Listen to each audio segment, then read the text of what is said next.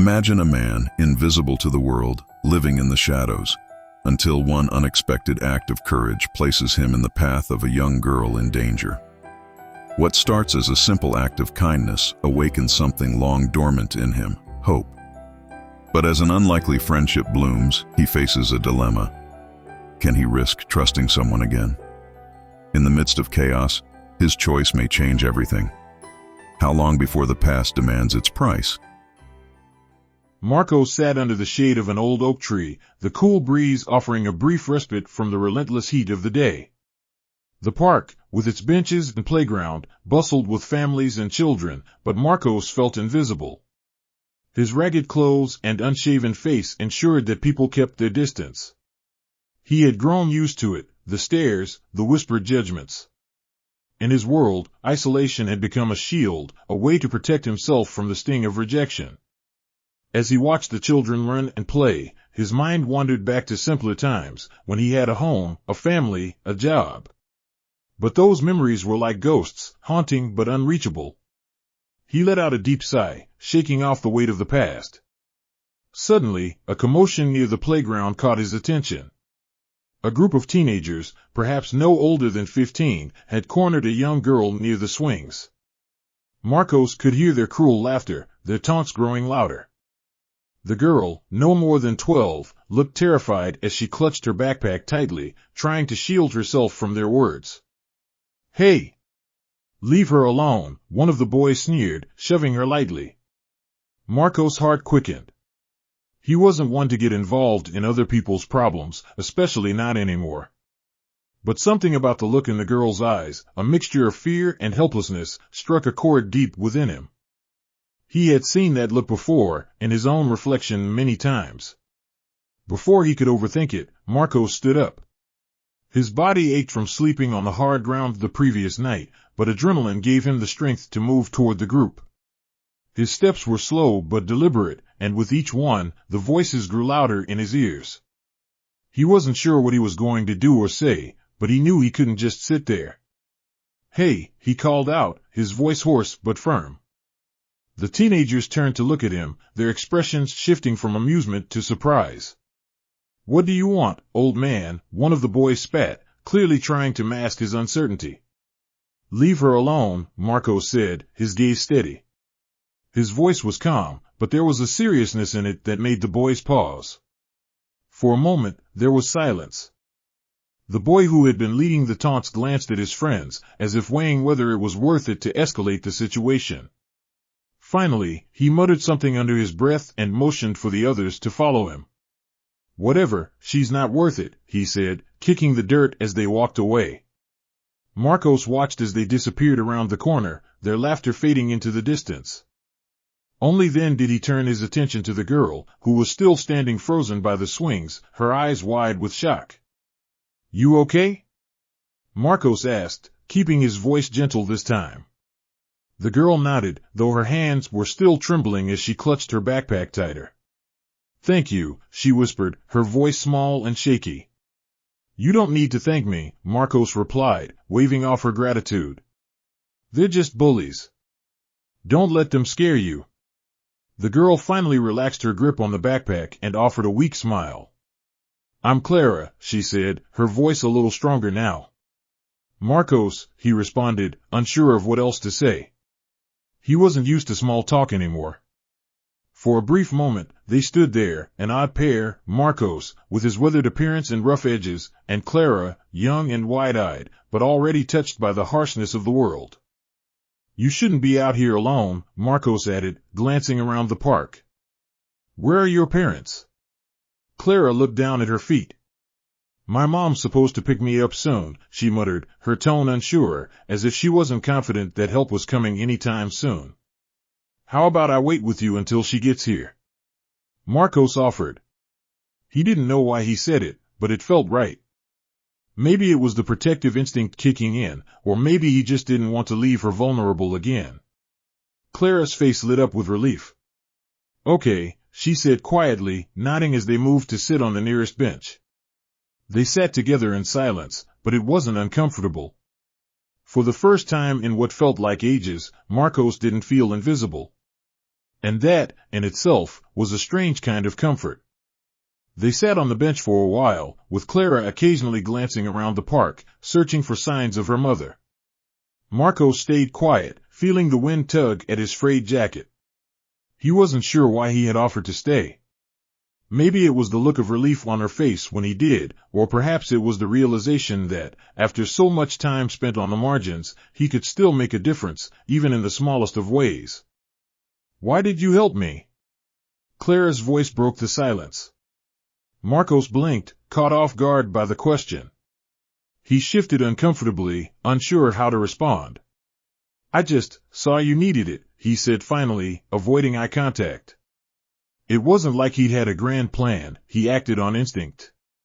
Clara studied him for a moment, her gaze more curious than before. "Those boys are always mean," she muttered, swinging her legs slightly. "They pick on me because I don't hang out with them." Marcos frowned. "Kids like that, they're not worth your time," he said. "They don't understand how to be decent. But you don't need to let them get to you." Clara smiled a little, though it was still a shy one. "I won't. Not anymore." For the first time in what felt like years, Marcos smiled back. It was small, barely noticeable beneath his scruffy beard, but it was there. Clara was still a stranger to him, but something about her reminded him of someone, maybe the version of himself he used to be, back when he believed in doing the right thing, even if it wasn't the easy thing. "Are you hungry?" Clara asked suddenly, reaching into her backpack. Marcos raised an eyebrow as she pulled out a sandwich wrapped in foil. "It's peanut butter and jelly. I didn't eat lunch earlier." He opened his mouth to decline, but something about the way Clara offered it, genuine, without any hint of pity, made him reconsider. He hadn't eaten properly in days. His pride flared momentarily, but it quickly gave way to practicality. "Thanks," he said, taking the sandwich from her. He unwrapped it slowly, taking a small bite. The taste was simple, yet comforting. Clara watched him, her eyes wide with satisfaction, as if she had done something good. "I didn't know there were nice people like you," she said after a few moments, her tone light but sincere. Marcos chuckled softly, the sound more rasped than a laugh. "I wouldn't say I'm that nice," he muttered between bites. "Just trying to do what's right." Clara seemed to accept that answer, her eyes wandering to the distant swings where the bullies had stood earlier. She frowned, her expression thoughtful. "Do you stay here all the time?" she asked, as if the thought had only just occurred to her. Marcos paused. He had been asked that question before, usually by strangers who barely masked their contempt. But coming from Clara, it didn't sting the same way. There was no judgment in her voice, only curiosity. "Not all the time," he answered, careful with his words. "I move around a lot." Clara's gaze lingered on him, her young mind clearly working to make sense of what he meant. "Do you have a home?" she asked, her voice soft. Marcos hesitated. How do you explain to a child that your home was wherever you could find a dry spot to sleep for the night? He shook his head slowly, not trusting his voice to explain further. Clara looked down at her shoes, suddenly quiet. Marcos could see the wheels turning in her head, as if she was trying to understand the full weight of his situation. It was strange, but rather than feeling exposed, he felt a sense of calm in her presence. She wasn't like the adults who avoided eye contact or treated him like an inconvenience. Clara looked at him like he was someone. Like he mattered. "Thank you for staying with me," she said after a long pause. "It means a lot." Marcos nodded, though he didn't know how to respond. He wasn't used to gratitude, especially from someone who could have easily walked away from him after he'd helped. In truth, he didn't do much. But the sincerity in Clara's words touched something in him, a part of himself he thought he had long since buried. "You don't need to thank me, kid," he said quietly. "Just take care of yourself." Clara smiled again, this time a little brighter. "I will." Just then, Marcos saw a woman approaching the park entrance. Clara followed his gaze and immediately stood up. "That's my mom," she said, waving. "She's here." Marcos stood too, feeling an odd sense of relief mixed with something else, something close to disappointment. Their time together had been brief, but it had stirred something in him. He wasn't sure what, but it made him feel human.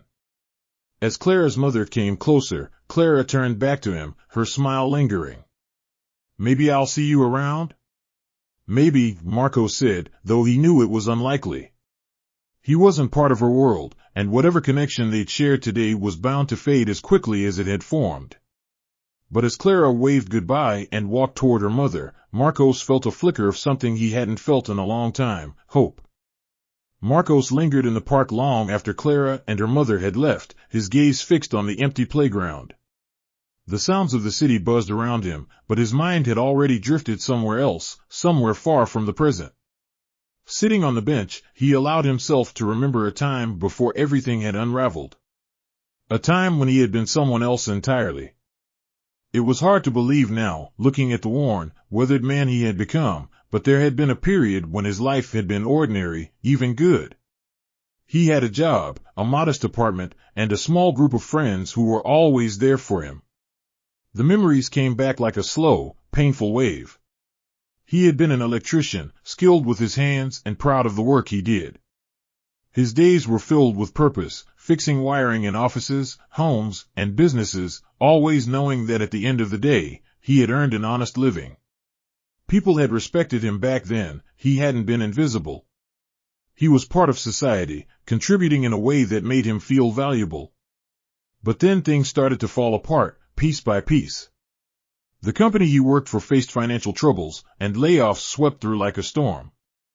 Marcos, like many others, had been caught in the wave, cast aside as just another casualty of a struggling economy. At first, he didn't panic. He had savings, a network of connections. He believed he'd find another job soon. But days turned into weeks, and weeks into months. His savings dwindled, and his friends, though supportive at first, began to distance themselves as his desperation grew. Without a steady income, the bills piled up, and eventually, his landlord had no choice but to evict him. He couldn't blame anyone. It was just the way things worked. Marcos had no family to turn to. His parents had passed years before, and he had no siblings or close relatives. He tried sheltering with friends, but over time, his presence became more of a burden than a welcome. He remembered the slow, aching realization that he was truly on his own. One night, with nowhere else to go, he found himself walking through the very park he sat in now, wondering how he had ended up here. It wasn't long before the streets became his new reality. He quickly learned the unwritten rules of survival: where to find a place to sleep that wasn't too exposed, how to scavenge enough food to get by, and how to avoid the attention of those who would look at him with either pity or disdain.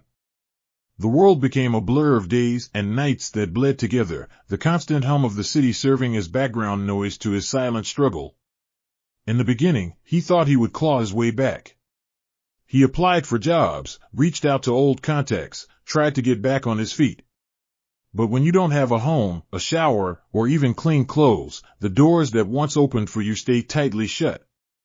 The rejection piled up, and with each closed door, a part of him began to give up. Now, years later, it felt like all those dreams, of stability, of being respected, belonged to another life, another person entirely. The Marcos who had walked into offices with a resume and a firm handshake was a distant memory. The man sitting on the park bench was a shadow of that person, someone who had learned to stop expecting much from the world. But today, something had shifted. Clara's kindness and the simple act of her sharing a sandwich with him had stirred memories that he had long buried.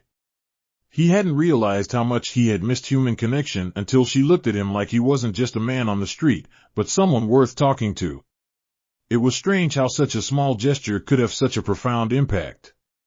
As he sat in the park, the light fading into the evening, Marcos felt a heaviness in his chest. The weight of his past pressed down on him, and yet, for the first time in a long time, there was a flicker of something else, something almost like hope. It wasn't much, but it was enough to make him wonder if maybe, just maybe, there was still a way forward. But then, as quickly as it had come, the feeling slipped away. He reminded himself not to hold on too tightly to such thoughts.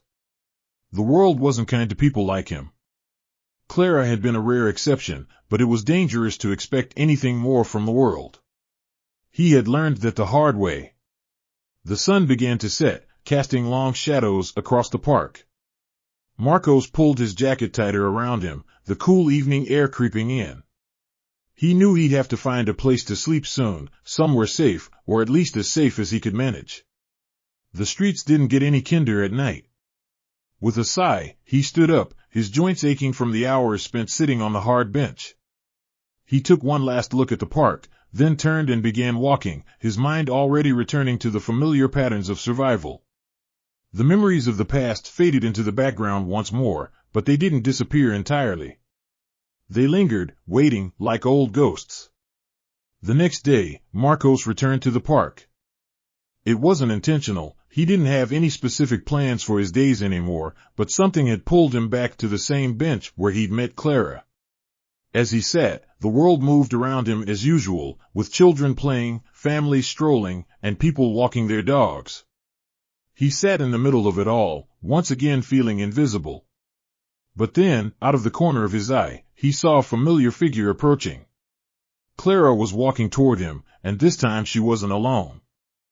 A woman, likely her mother, was by her side, moving with the brisk, purposeful strides of someone with somewhere important to be. As they got closer, Clara waved excitedly. "Hi, Marcos." Clara's voice was bright, almost too loud for the quietness of the park.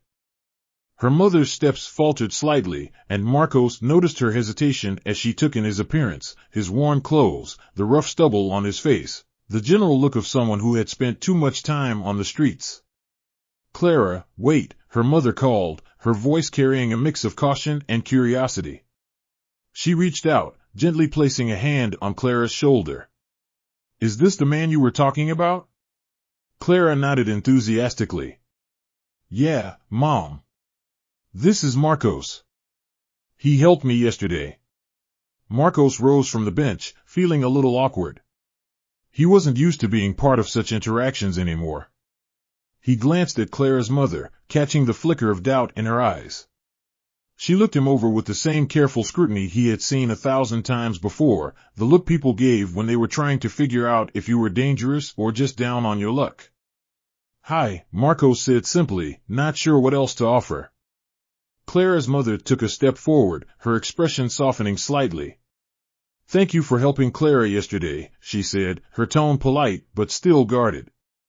"I'm Helena, Clara's mother." Marcos nodded. "It was nothing. Just didn't want her to get hurt." Helena's gaze lingered on him a moment longer before she turned to Clara. "Sweetie, why don't you go play for a bit while I talk to Marcos?" Clara hesitated, glancing between the two adults, but then she smiled and ran off toward the swings, leaving Marcos and Helena standing by the bench. The awkward silence stretched between them for a few seconds. "Listen, I appreciate what you did for my daughter," Helena said, her voice lower now, more serious. "But I have to ask, are you okay? Do you need help?" Marcos blinked. He wasn't sure how to respond to that. The question caught him off guard. Help? What kind of help was she offering? And more importantly, why was she offering it? "I'm fine," he said, though even to his own ears, the words sounded hollow. Helena didn't seem convinced. "I just mean, if you're going through something, if you're struggling, there are services that can." "I'm fine," Marcos repeated, more firmly this time. He didn't want to hear about shelters or outreach programs. He knew all about those options, and he knew how often they fell short. Besides, he had made peace with his life on the streets, mostly. Helena pressed her lips together, clearly unsure how to proceed. "Clara told me how kind you were to her," she said after a moment. "She doesn't stop talking about it. I think she sees something in you." Marcos let out a small, dry laugh. "I'm just a guy who happened to be there when she needed help." Helena tilted her head slightly, as if studying him more closely. "Maybe. Or maybe you're more than that." He didn't know how to respond to that, so he just shrugged, shifting his weight from one foot to the other. He wasn't looking for redemption, and he definitely wasn't looking for someone to see him as something he wasn't. "I'm not sure what you're getting at," he said finally, his voice soft but steady. "I just think, sometimes people come into our lives for a reason," Helena said, glancing toward Clara, who was now happily swinging back and forth. "Maybe you helped Clara, but maybe she's supposed to help you too." Marcos frowned, unsure of where this conversation was going. He had never believed in fate or destiny. Life was hard, and people got by however they could. There was no grand plan, no hidden meaning behind every interaction. "I appreciate what you're saying, but I don't need help," he said quietly, feeling the weight of the conversation pressing down on him. Helena studied him for a moment longer before nodding, as if she understood his reluctance. "Okay," she said, though her tone suggested she wasn't fully convinced. "But if you ever do," she left the sentence hanging, her words trailing off as Clara came running back over, her cheeks flushed from the cool breeze and the excitement of playing. "Mom, can we come back tomorrow?" Clara asked, her eyes wide with anticipation. Helena hesitated, glancing at Marcos before answering. "We'll see, honey. We'll see." Clara turned to Marcos, her smile bright. "I'll see you soon, okay?" Marcos forced a small smile, though he wasn't sure what to say. "Take care of yourself, kid." Helena gave him one last, lingering look before she took Clara's hand, and the two of them walked away, leaving Marcos standing alone by the bench once more. He watched them go, the feeling of isolation creeping back in. But this time, it felt different. Less permanent, maybe. More like something he could shake off, if only for a little while. For the first time in a long time, someone had seen him, really seen him, and it left him wondering if maybe, just maybe, he wasn't as invisible as he had come to believe. As Helena drove home with Clara in the back seat, her mind raced. The encounter with Marcos had been brief, but it left her with a gnawing sense of unease. It wasn't Marcos himself. He had seemed polite, even a bit shy, but there was something about the situation that made her uncomfortable. She couldn't shake the feeling that there was more to the story than what she had seen. Clara, on the other hand, was bubbling with excitement. She talked nonstop about Marcos, how he had helped her, how kind he had been, and how she wanted to see him again. Helena listened quietly, occasionally nodding or responding with a "That's nice, honey," but her thoughts were elsewhere. As they pulled into the driveway of their suburban home, Helena's husband, Roberto, was already outside, watering the lawn. He waved as the car approached, smiling warmly at Clara through the windshield. She waved back with the same enthusiasm. "Hey, how was the park?" Roberto asked as Helena stepped out of the car, brushing a lock of hair behind her ear. "Good," Helena replied, her voice tight. She forced a smile but felt the tension in her chest building. Clara jumped out of the car and ran toward Roberto, immediately launching into the story of how Marcos had helped her at the park. Roberto listened, but Helena could see the flicker of concern in his eyes as Clara mentioned Marcos by name. "Who is this?" "Marcos?" Roberto asked, his tone cautious as he looked over at Helena. "He's just someone we met today," Helena said, shrugging as casually as she could. "He was at the park, and apparently, he helped Clara yesterday." Roberto raised an eyebrow. "Helped her how?" "There were some older kids bullying her, and he stepped in," Helena explained, trying to keep her tone neutral. "I talked to him briefly. He seems like a decent guy." Roberto's expression remained skeptical. A decent guy hanging around a park alone? Helena felt a pang of defensiveness rise in her chest, but she pushed it down. "He's homeless," she said quietly. "He's not causing trouble, though. He just happened to be there." Roberto sighed, wiping his hands on a towel. "Helena, I know you have a big heart, but you have to be careful with Clara. You don't know this man, and you don't know what he's capable of. What if he's not as innocent as he seems?" Helena bit her lip, the same doubts swirling in her mind. She understood Roberto's concerns, but she had seen something in Marcos, something that felt genuine, even if it was wrapped in layers of uncertainty and hardship. "I know," she admitted, her voice softer now. But he really did help her. I mean, we can't just assume the worst about everyone. Clara trusts him, and I don't know, Roberto. I felt like maybe he's just a guy who's had a rough time. Roberto sighed again, this time more heavily. It's not about assuming the worst, it's about being cautious. I don't want Clara getting too close to someone we know nothing about, especially someone in that situation. Helena nodded slowly, understanding his perspective. She didn't want to put Clara in harm's way, but something about Marcos had stayed with her. His eyes, the way he had spoken, it was as though he had been both hesitant and grateful at the same time, like he wasn't used to people acknowledging him, let alone offering help. Let's just be careful, Roberto continued, his tone gentler now. I'm not saying he's dangerous, but we have to think about what's best for Clara. Helena sighed, leaning against the car. She hated feeling conflicted like this. Roberto was right, of course. Their priority had to be Clara's safety and well-being.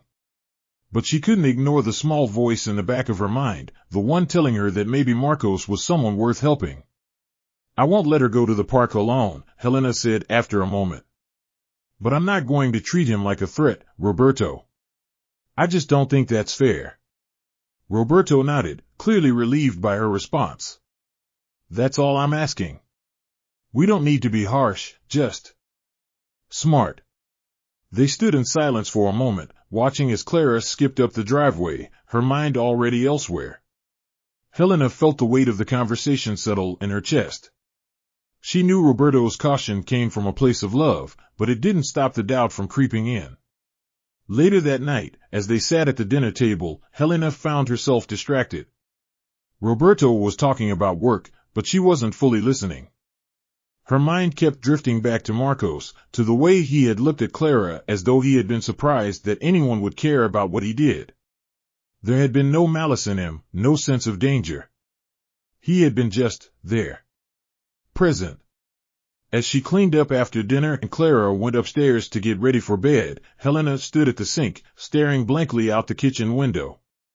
The night was quiet, and the only sound was the faint hum of the refrigerator behind her. She thought about going back to the park tomorrow, maybe alone this time, just to talk to Marcos again. Maybe there was more to his story, something that could help her understand who he really was. Or maybe she was just trying to justify her own curiosity. Whatever it was, she couldn't shake the feeling that Marcos was more than just a passerby in their lives. He had helped her daughter, yes, but perhaps there was a reason for that. Maybe this wasn't just about Clara. Maybe there was something she was supposed to learn from him too. Helena sighed, turning off the faucet. She wasn't sure what she'd do tomorrow, but one thing was clear, she couldn't ignore the feeling that there was something more to this man, something she needed to understand. The next few days, Clara begged Helena to take her back to the park. It had become a routine, and Clara seemed more excited than ever to return. Helena had been hesitant at first, but eventually, she agreed. She had thought about it long enough and had decided that maybe it was worth giving Marcos the benefit of the doubt. After all, Clara was clearly fond of him, and Helena herself couldn't forget the look in his eyes when they spoke. He didn't seem like a man looking for trouble. So, that afternoon, they returned to the park. This time, Helena stayed a little farther back, watching from a distance as Clara ran toward the swings, her eyes scanning the area for Marcos. When she spotted him, sitting on the same bench as before, her face lit up with joy. Helena smiled to herself, but a part of her still watched cautiously. Marcos! Clara called, waving as she approached. Marcos looked up from where he had been staring at the ground, clearly lost in thought. At first, he seemed surprised to see Clara again, but then a small smile crept across his face. He nodded in greeting, though he seemed a little hesitant as Clara plopped down beside him on the bench. "You're back," he said softly, as if unsure whether to be happy about it. "Of course," Clara replied, her enthusiasm infectious. "I told you I'd see you again." Marcos chuckled quietly, a sound that seemed out of place coming from someone who had probably known more hardship than laughter in recent years. "I guess you did." For a while, they sat there together, not saying much. Clara started talking about her day, how she had done well in school, how she had almost won a race during gym class. Marcos listened quietly, nodding every now and then, clearly trying to keep up with her rapid-fire chatter. Helena observed from her spot on a nearby bench, close enough to hear bits of their conversation but far enough to give them space. As the minutes passed, Helena saw something surprising in Marcos. His body language had softened, he wasn't as closed off as when they had first met. The way he looked at Clara, with genuine interest and a kind of protective care, made Helena feel like maybe she had been wrong to judge him so quickly. "Do you have kids?" Clara asked suddenly, catching Marcos off guard. Marcos blinked, then shook his head. "No, I don't." Clara frowned, clearly confused. "Why not?" Marcos hesitated, glancing away for a moment. "Just, never happened for me," he said, his voice quiet. There was something in his tone that made Helena think there was more to the story, but she didn't push. Clara seemed to accept the answer for what it was, but her curiosity wasn't easily satisfied. "Do you have a job?" Helena winced slightly at the bluntness of the question, but Marcos didn't seem to mind. He smiled faintly, though it didn't quite reach his eyes. "Not right now," he said simply. "Oh." Clara's response was quiet, as if she were processing the information. Then, after a beat, she asked, "Do you get lonely?" The question hung in the air for a moment, heavier than the others. Marcos seemed to freeze, and for a moment, Helena wondered if Clara had pushed too far. But then Marcos let out a long breath, his shoulders slumping slightly. "Yeah," he admitted, his voice low. "Sometimes." Clara was silent, her young face contemplative. She seemed to sense the weight of his words, even if she didn't fully understand what they meant. After a moment, she scooted a little closer to Marcos on the bench, her small hand resting on the edge of the seat, not quite touching his, but close enough to feel the connection. "You don't have to be lonely anymore," Clara said softly. "You have me." Marcos blinked, clearly taken aback by her words. He looked at her, his expression unreadable for a moment. Then, slowly, his gaze softened. "You're a good kid, Clara," he said, his voice thick with emotion. "But you don't need to worry about me." Clara frowned slightly, as if she didn't fully agree. But she didn't argue. Instead, she offered him a bright smile and said, "I'll still come visit you, though. I like talking to you." Marcos smiled back, a small, fragile thing, but it was there. "I like talking to you too." Helena watched the exchange from her spot on the bench, her heart aching a little at the sincerity in both of their voices. There was something about the way Clara had connected with Marcos that she hadn't expected. It was as though her daughter saw something in him that the world had long since forgotten, a sense of worth, of humanity. It was a bond that felt genuine and pure, despite the complexities of Marcos's life. Eventually, the afternoon began to wane, and Helena called for Clara to come back. Clara ran over, her face flushed with excitement. "Can we come back tomorrow, Mom?" she asked, her eyes wide with hope. Helena glanced at Marcos, who was still sitting on the bench, his expression calm but guarded. He gave her a small nod, as if to say he wouldn't mind seeing Clara again, but he wouldn't expect it. "We'll see," Helena said, smiling as she took Clara's hand. "Maybe." Clara grinned and waved goodbye to Marcos as they walked away, and Helena saw him raise a hand in return, though his smile faded as they disappeared from view. As they headed toward the car, Helena couldn't shake the feeling that today had been important, not just for Clara, but for all of them. There was something special about the bond Clara and Marcos had formed, and though Helena still had her doubts, she couldn't deny that Marcos seemed like a man who was trying to hold on to whatever scraps of dignity he had left. Maybe he wasn't just someone passing through their lives. Maybe he was meant to stay a little longer. The next morning, Helena found herself thinking about Marcos. As she sat at the breakfast table, her coffee growing cold, her mind kept drifting back to their conversations at the park. There was something about him, something that nagged at her, making her question her initial assumptions. He wasn't like the people she typically encountered in her work. He was quiet, reserved, and most of all, he didn't seem to want anything from them. That, in itself, was different. Mom? Clara's voice broke through Helena's thoughts. Can we go back to the park today? Helena glanced at her daughter, who was already dressed and ready to go, full of energy as always. She hesitated, unsure of what to say. A part of her wanted to go back, to learn more about Marcos, to see if there was something she could do. But another part of her, the cautious, protective part, worried that she was stepping into something complicated. After all, Roberto had made it clear he wasn't entirely comfortable with Clara's growing attachment to Marcos. We'll see, Helena replied, not wanting to commit just yet. I've got some things to take care of first. Clara pouted but didn't push further. Helena knew her daughter was eager, but she needed time to think. There was a decision looming, one she wasn't sure how to make. Later that day, as Helena sat in her home office, a file open on her computer, she found herself staring at the screen without really seeing the words. She worked as a lawyer, specializing in corporate law, and while her job was demanding, it rarely crossed over into her personal life. She was used to dealing with contracts, negotiations, and risk management, not people like Marcos. But today, that was all she could think about. She had seen so many people in her career who had fallen on hard times. Some of them were clients who needed legal help, others were people she encountered in the course of her work, struggling against systems that weren't designed to help them.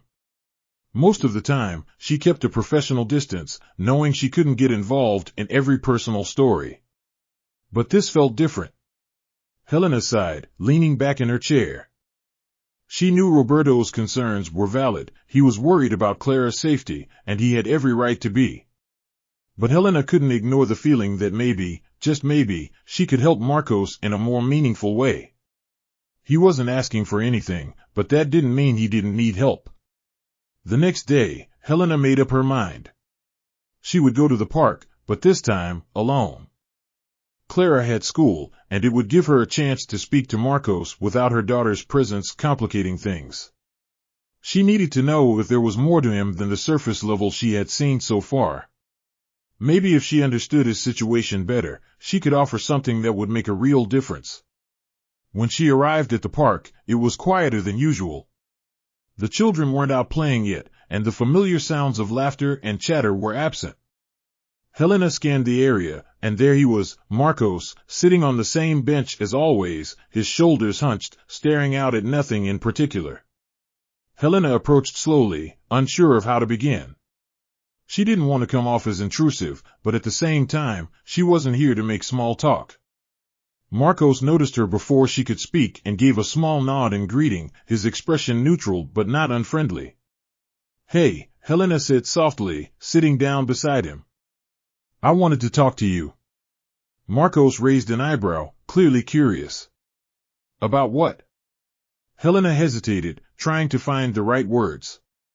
I don't know much about you. I wanted to understand more." Marcos's gaze flickered with something, maybe surprise, or maybe weariness. He wasn't used to people asking questions about him, especially not people like her. "There's not much to know," he said after a moment, his voice quiet. Helena glanced at him, her expression softening. "I think there is." They sat in silence for a while, the wind rustling the leaves in the trees above them. Helena could sense the hesitation in Marcos, the way he guarded himself, as if he had been hurt too many times before to let anyone get too close. She understood that feeling all too well. "I used to have a life," Marcos said suddenly, his voice breaking the silence. "A job, a home. But things went wrong. I lost my job, and after that, everything fell apart." Helena nodded, not pushing him for more details. She knew it was a delicate subject, and she didn't want to pry. "I can imagine it must have been hard," she said softly. Marcos shrugged, though there was a bitterness in his expression. "Hard doesn't even begin to describe it. You try to get back up, but the system just keeps kicking you down. After a while, you stop trying." Helena's heart ached for him. She had seen it before, people caught in a cycle they couldn't break out of. The system was supposed to help, but more often than not, it failed the very people who needed it most. "You don't have to go through this alone," she said quietly. "There are people who can help." Marcos looked at her, his eyes tired but filled with a kind of wary skepticism. "I've heard that before." Helena sighed, knowing that words alone wouldn't convince him. She had to be careful here, not push too hard, but also not give up too easily. "I'm not saying it'll be easy," she continued, "but you don't have to do this on your own. If you're willing, I could help you get back on your feet." Marcos stared at her for a long moment, as if weighing her offer. "Why?" he asked, his voice barely a whisper. "Why would you do that for me?" Helena smiled, though it was tinged with sadness. "Because you helped my daughter. And because I think everyone deserves a second chance." For a moment, Marcos didn't respond. The weight of her offer seemed to hang in the air between them, fragile and uncertain. Helena could see the conflict in his eyes, the part of him that wanted to accept, and the part of him that was terrified of trusting again. Finally, he spoke, his voice soft but steady. "I don't know if I can do it." Helena nodded, understanding. "That's okay. You don't have to decide right now. But just know that if you ever want help, I'm here." Marcos didn't say anything, but there was a flicker of something in his expression, maybe hope, maybe fear, or maybe both. Either way, Helena knew that offering was the first step. Whether or not he accepted, that was up to him. As she stood to leave, she glanced back at him, giving him a small, encouraging smile. "Take care, Marcos." He nodded, watching her walk away. For the first time in a long time, he felt like maybe he wasn't completely alone. Days passed after Helena's offer, and though Marcos didn't return to the park right away, her words lingered in his mind. Each night, as he found shelter wherever he could, he would think about the possibility she had laid before him. Could he really rebuild his life after all this time? Could he find the strength to try again? For years, he had buried the hope of a second chance deep within him. The streets had a way of stripping away optimism, turning even the strongest resolve into dust. But now, for the first time in a long while, that hope was starting to resurface, fragile and tentative, but there nonetheless. One cold morning, Marcos found himself walking toward the park again. He didn't know why he was drawn there, but something inside him needed to see it, needed to be reminded that there was still a chance for him, if he could bring himself to take it. He sat on the same bench where he had met Clara, and as the minutes passed, he waited. To his surprise, Helena appeared, just as she had on that last day. This time, however, she wasn't alone. Clara was with her, skipping ahead, her usual bright energy lighting up the dull park. When she saw Marcos, her face lit up with joy, and she ran toward him. "Marcos," she shouted, her voice carrying across the empty space. He smiled, feeling a strange warmth spread through him at the sight of her. Clara's presence was like a reminder of the good that still existed in the world, no matter how harsh it could be. "Hey, kid," Marcos replied, his voice a little hoarse from the cold morning air. Helena approached more slowly, but there was no hesitation in her steps. She smiled as she reached them, nodding at Marcos. "It's good to see you," she said softly. Marcos nodded back, unsure of what to say. He had been thinking about their conversation, about the offer she had made, and as much as he wanted to believe in it, he was still afraid. Afraid of failing again, afraid of getting his hopes up only to be knocked back down. But something had shifted in him. Maybe it was Clara's unwavering belief in him, or maybe it was the simple fact that Helena had seen him, truly seen him, as more than just a homeless man sitting in a park. Whatever it was, it had ignited something inside him that he hadn't felt in years. "Look, I've been thinking about what you said," Marcos began, his voice quiet but steady. He glanced at Clara, who was now playing with a stick she had found on the ground, then back at Helena. "About getting help." Helena didn't say anything right away, but the hope in her eyes was unmistakable. She nodded slowly, encouraging him to continue. "I don't know if I'm ready," Marcos admitted. "But I think I want to try." Helena smiled, a warmth radiating from her that made the morning seem less cold. That's all I can ask for, she said gently. One step at a time. Marcos exhaled slowly, the weight of his words sinking in. This wasn't going to be easy, he knew that. But there was something about the way Helena had approached him, the way she had offered her help without judgment, that made him believe it was possible. What happens now? He asked, unsure of what the next step would look like. Well, Helena said, sitting down on the bench beside him, there's a shelter I can connect you with. It's not perfect, but it's a start. They help people get back on their feet, find jobs, that sort of thing. I can talk to them and make sure you have a place to stay. Marcos nodded, trying to absorb the information. He had been to shelters before, but they had always felt temporary, like a revolving door he couldn't escape. This time, though, it felt different. It wasn't just about survival, it was about rebuilding. I'll help you with the paperwork, Helena continued. And I'll be here, checking in. You won't be alone in this. The words hit him harder than he expected. You won't be alone. He had been alone for so long that he had forgotten what it felt like to have someone in his corner. Marcos looked away for a moment, swallowing the lump in his throat. Clara, oblivious to the heaviness of the conversation, suddenly plopped down on the ground in front of them, holding up the stick she had been playing with like it was a treasure. Look, Marcos. It's a magic wand. Marcos chuckled, the sound more genuine than anything he had let out in a long time. Is it now?